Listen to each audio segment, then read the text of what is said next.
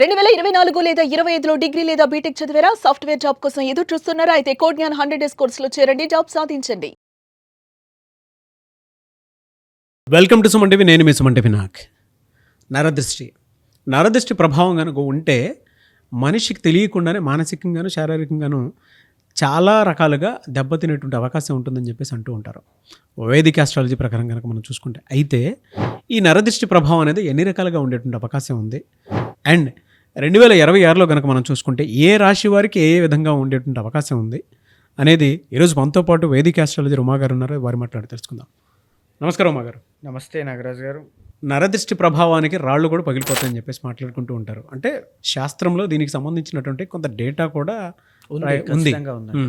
ఈ దృష్టి ప్రభావం అనేది ఎన్ని రకాలుగా ఉండేటువంటి అవకాశం ఉంటుంది? 2026లో కనుక మనం చూసుకుంటే కొన్ని రాష్ట్రాల వాళ్ళకి ఈ దృష్టి ప్రభావం ప్రకారం ఇక్కడిక్కడ కొన్ని మేజర్ చేంజెస్, కొన్ని దెబ్బలు తగిలేటువంటి అవకాశం ఉంటుందని చెప్పేసి అంటుంటారు కదా. అవును. అవి ఎన్ని రకాలుగా ఈ దృష్టి ప్రభావం ఉంది, ఎస్పెషల్లీ విమెన్కి ఏ విధంగా ఉండబోతుంది అంటారు అసలు? తప్పకుండా అండి. ఎప్పుడైనా సరే నాగరాజు గారు, జ్యోతిష శాస్త్రం ప్రకారము మనం ఒక రాశిని కోసం మాట్లాడేటప్పుడు అక్కడ ఉండేటువంటి ట్రాన్సిట్స్ ఆధారంగా వారి యొక్క ఎనర్జీ ఎప్పుడు వీక్ అవుతుంది అనేటువంటిది మనం చూస్తామండి.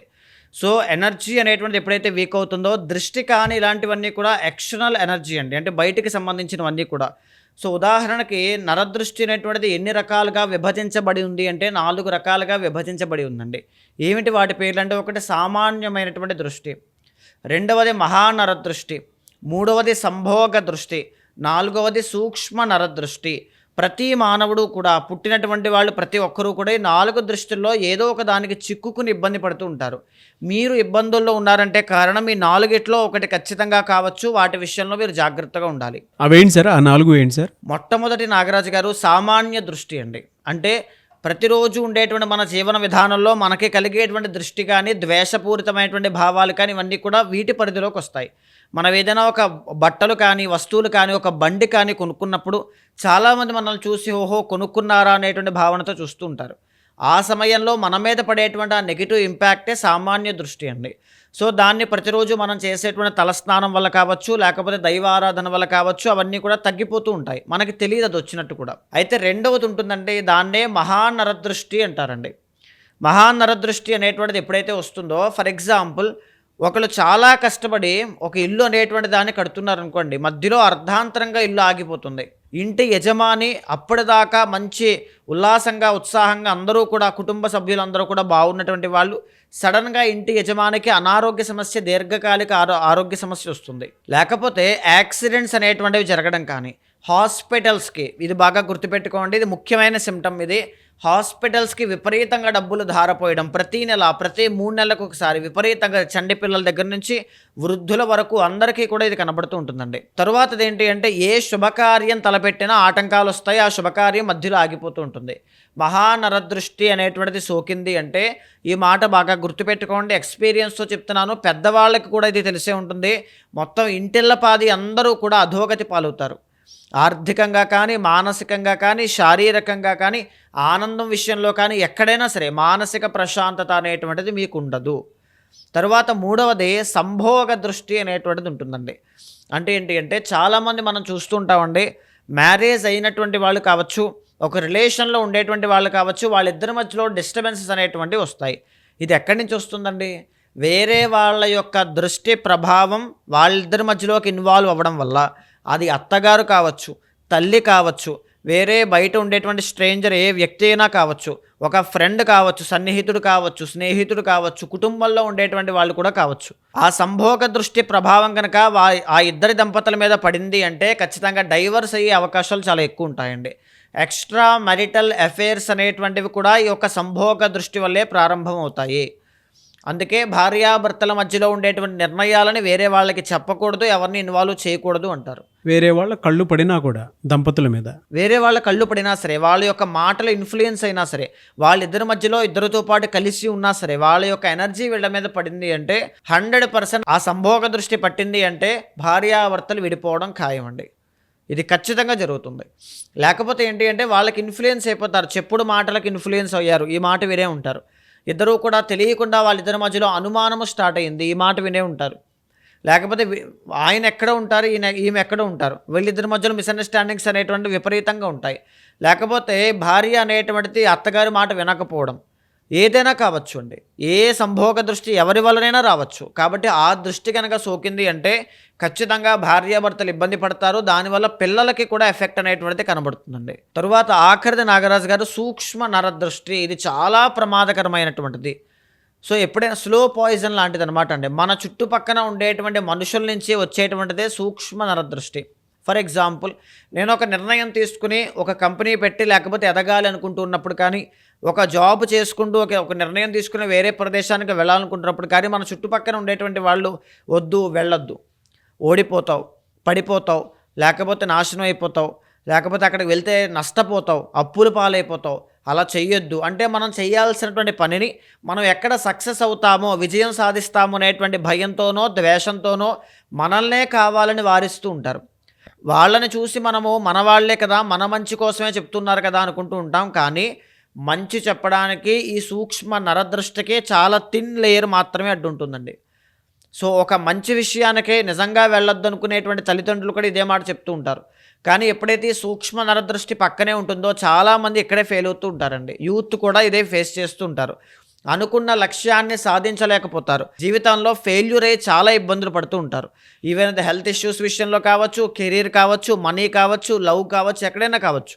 ఆ సూక్ష్మ నరదృష్టి యొక్క ప్రభావం ఉంది అంటే మీరు గెలవడం ఖాయం, దాని నుంచి బయటికి రావడం కూడా చాలా కష్టం అండి. మీరు చెప్పిన దాని ప్రకారం కనుక మనం చూసుకుంటే అంటే మీన రాశి వారికి ఏ విధంగా ఉండేటువంటి అవకాశం ఉంటుంది, ఎస్పెషల్లీ విమెన్కి ఏ విధంగా ఉంటుంది జనరల్గా అంటే 2026 జనవరి నుంచి డిసెంబర్ వరకు ఎలా ఉండబోతుంది అండ్ ఈ దృష్టి ప్రభావం అనేది ఏ మేరకు ఉంటుంది అంటే ప్రీవియస్ ఇయర్తో కంపేర్ చేసి? తప్పకుండా అండి. మీనరాశి కోసం మనం స్పెషల్లీ చెప్పుకోవాలండి. ఎందుకంటే వీళ్ళకి 2026 మాత్రమే కాదు, కంప్లీట్లీ లైఫ్ లాంగ్ ఉండేటువంటి దృష్టి ప్రభావం ఏంటి అంటే సంభోగ దృష్టితో పాటుగా ముఖ్యంగా ఉండేటువంటిది జాగ్రత్త పడాల్సింది సూక్ష్మ నరదృష్టి అండి.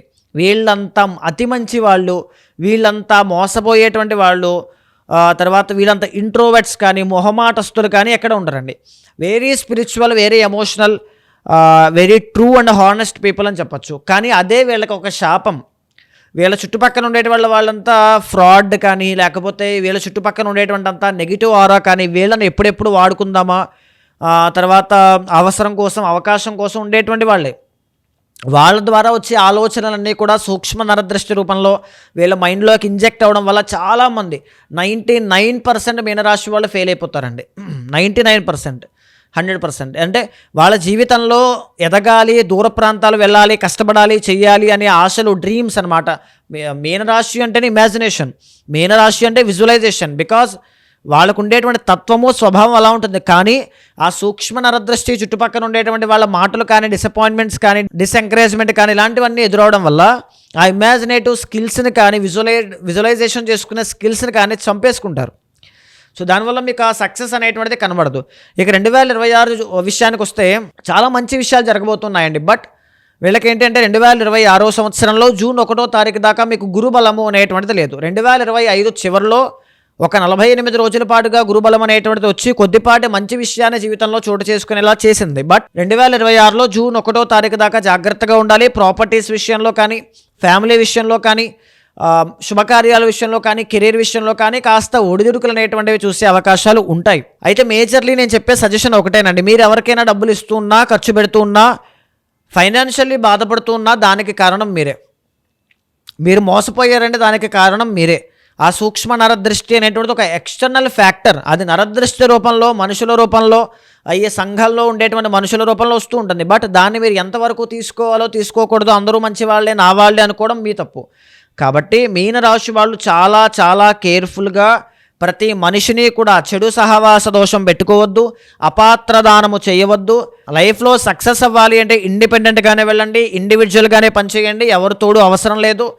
సూక్ష్మ నరదృష్టి విషయంలో జాగ్రత్తగా ఉండండి. 2026 సంవత్సరం జనవరి 15 తర్వాత పంచగ్రహ కూటమి దశమము అయినటువంటి మకర రాశిలోకి పట్టడం వల్ల మకర సంక్రాంతి తరువాత నుంచి మీకు ఎక్స్ట్రాడినరీ రాజయోగం 45 రోజుల పాటు ధనయోగం పట్టబోతోంది. ఇది ఆల్రెడీ ఒక వీడియోలో నేను చెప్పానండి. బట్ ఈ 45 రోజుల్లో మీకు వచ్చేటువంటి మనీ కానీ, ఎనర్జీ కానీ, నాలెడ్జ్ కానీ, లేదనుకుంటే మీకు వచ్చేటువంటి సిరి సంపదలు కానీ, మీరు కొనేటువంటి ఆస్తులు, వాహనాలు కానీ నెవర్ బిఫోర్ అండి. మళ్ళీ ఎప్పుడు ఆ యోగం పట్టదు మీకు. బికాజ్ ఈ టైం అనేటువంటిది చాలా ప్రీషియస్ టైం. ఎప్పటి నుంచి? జనవరి 15 దగ్గర నుంచి 45 రోజుల పాటు చాలా శ్రద్ధగా ఫోకస్ చేయండి. తర్వాత మేజర్లీ చెప్పాలి అంటే జూన్ 1వ తారీఖు తర్వాత నుంచి గురుబలము అనేటువంటిది పెరిగిన తర్వాత 5 నెలల పాటు నవంబర్ 1వ తారీఖు దాకా గురువు అనేటువంటి ఆయన మీకు పంచమంలో ఎగ్జాల్టేషన్. ఇది ఎంత మంచి రాజయోగం అంటే ఆల్రెడీ 2025వ సంవత్సరం ఇయర్ ఎండ్లో మీకు గురుబలము అనేటువంటిది 48 రోజులు సుమారుగా వచ్చి డబ్బు కానీ ఉద్యోగం కానీ వ్యాపారం కానీ శుభకార్యం కానీ చేసి వెళ్ళింది. ఇది మీకు కూడా తెలుసు. ఆ పాజిటివ్ ఆరా, ఆ పాజిటివ్ ఎనర్జీ, ఆ మార్పు అది మీరు ఫేస్ చేసే ఉంటారు ఖచ్చితంగా. ఎంతవరకు అది మీరు పాజిటివ్గా తీసుకున్నారు, మీకు ఎంతవరకు మంచి చేసిందో కింద కమెంట్స్ రూపంలో తెలియజేయండి.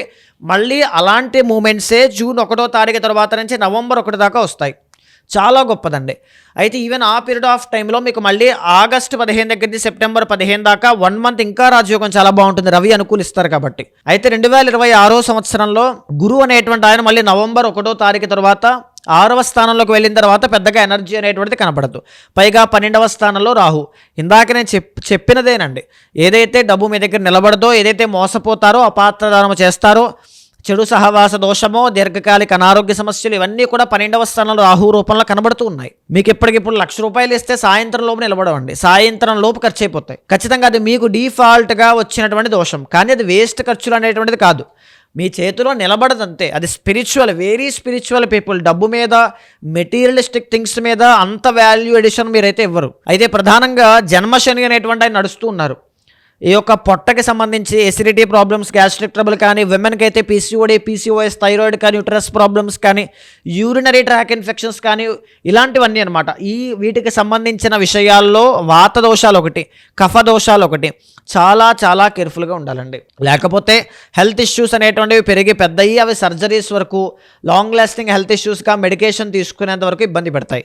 కాబట్టి చాలా కేర్ఫుల్గా ఉండండి. అయితే 2026 సంవత్సరంలో గురువు అనేటువంటి ఆయన ఎంత మీకు కలిసి వచ్చినా, ఇక్కడ మకర సంక్రాంతి తర్వాత రవి, కుజ, తర్వాత బుధ, చంద్ర 4 గ్రహాలు ఎక్సెప్ట్ శుక్రుడు కాకుండా మిగతా 4 గ్రహాలు ఎంత యోగించినా ఈ శని రాహులు అనేటువంటి ఆయన బాగాలేదండి.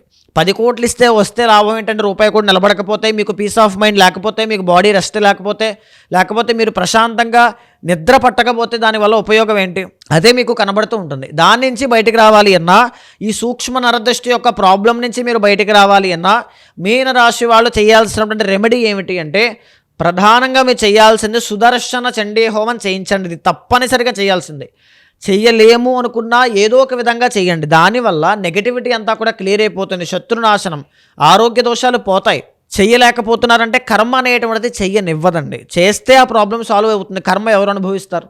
కాబట్టి దాన్ని దృష్టిలో పెట్టుకుని నిర్ణయం తీసుకోండి. తర్వాత రెండవది ఏంటంటే, ముఖ్యంగా సూక్ష్మ నరదృష్టి కావచ్చు, వీటి నుంచి బయటపడాలి అంటే మీనరాశి వాళ్ళు శివ ఆరాధన ఎక్కువగా చేయండి. ప్రతిరోజు కూడా స్ఫటిక శివలింగానికి ఇంట్లో అభిషేకం చేయడం కానీ, ఆవు నేతితో కానీ, ఆవు పాలతో కానీ, తేనెతో కానీ, పంచదారతో కానీ అభిషేకం చేయండి. చెరుకు రసంతో కానీ ఐశ్వర్య ప్రాప్తి అనేటువంటిది కలుగుతుంది. అయితే జెమ్ సొల్యూషన్ కోసం 2026 సంవత్సరంలోనే కాకుండా లైఫ్ లాంగ్ ఏ జెమ్ స్టోన్ పెట్టుకుంటే బాగుంటుంది అనేటువంటిది చాలామంది దొరుకుతూ ఉంటారు. మీనరాశి వాళ్ళు తప్పనిసరిగా ధరించాల్సినటువంటి స్టోన్ ఏంటి అంటే ఎల్లో సఫైర్ అండి. కనక పుష్య రాగము అంటారు దీన్ని. ఇది ఖచ్చితంగా మీ కుడి చేతి చూపుడు వేలకి బంగారంలో మీరు ధరించడం వల్ల ధరించిన తరువాత, ధరించక ముందు రిజల్ట్స్ అనేటువంటివి చాలా వేరీ అవుతాయండి. చాలా డిఫరెన్స్ కనబడుతుంది. ధరించిన తర్వాత మనీ ఫ్లో పెరుగుతుంది, కెరీర్ ఎక్స్పాండ్ అవుతుంది, పబ్లిక్ డొమైన్లో కానీ, లేకపోతే మీ యొక్క పెర్ఫార్మెన్స్ కానీ, లేకపోతే పేరు ప్రఖ్యాతులు, రికగ్నైజేషన్, ఎవ్రీథింగ్ అన్నీ మీకు సార్ట్అవుట్ అవుతాయి. ప్రాపర్టీస్ కూడా కొంటారు. దీంతో పాటుగా మీకు శని యొక్క ప్రభావం తీవ్రంగా ఉంది కాబట్టి టెంపరీగా ఇక్కడి నుంచి 5 సంవత్సరాల పాటు ఎమెథిస్ట్ అనేటువంటి క్రిస్టల్ బ్రాస్లెట్ కానీ, మాల కానీ మెడలో ధరించడం కానీ చేయండి. ఇది టెంపరీగా ఏలినాటి శని ఉన్నంతకాలం వేసుకోవడం వల్ల శని యొక్క ప్రభావం నుంచి బయటపడడం, పాజిటివిటీ అనేటువంటిది రావడం, హెల్త్ ప్రాబ్లమ్స్ నుంచి బయటపడడం కానీ, ఖర్చులు అధికంగా అవ్వకుండా సేవింగ్స్ అనేటువంటి ఉండడం కానీ ఖచ్చితంగా మీరు చూస్తారు. అయితే ఇదే కాకుండా ఈ రెమెడీస్ అనేటువంటివి మీ పర్సనల్ చార్ట్ చూసుకుని దానికి సంబంధించిన పర్ఫెక్ట్ సొల్యూషన్ తీసుకుంటే చాలా మంచిదన్న అభిప్రాయము.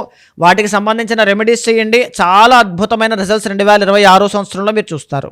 చాలామంది ఏంటంటే మీరు చెప్పిన దాని ప్రకారం రెమెడీ చేయించుకుందాం అనుకున్నటువంటి వాళ్ళు చాలామంది ఉన్నారు. వాళ్ళకి పూజలు కావాలి, కొన్ని క్రతువులు కావాలి, దాంతోపాటు పర్సనల్ చాట్ ప్రకారం ఏదైతే ఉంటుందో అవి మీ దగ్గర అపాయింట్మెంట్ తీసుకొని అన్ని క్లియర్ చేసుకుందాం అనుకున్నటువంటి వాళ్ళు ఉన్నారు. ఆ ప్రాసెస్లో మిమ్మల్ని అప్రోచ్ అవుదాం అనుకుంటే ఎలా? తప్పకుండా అండి. అలాంటి వాళ్ళు ఎవరైనా ఉంటే మీకు కింద కనిపించే అపాయింట్మెంట్ నెంబర్కి కాల్ చేస్తే మా వాళ్ళు మీకు పూర్తి వివరాలు అందిస్తారు.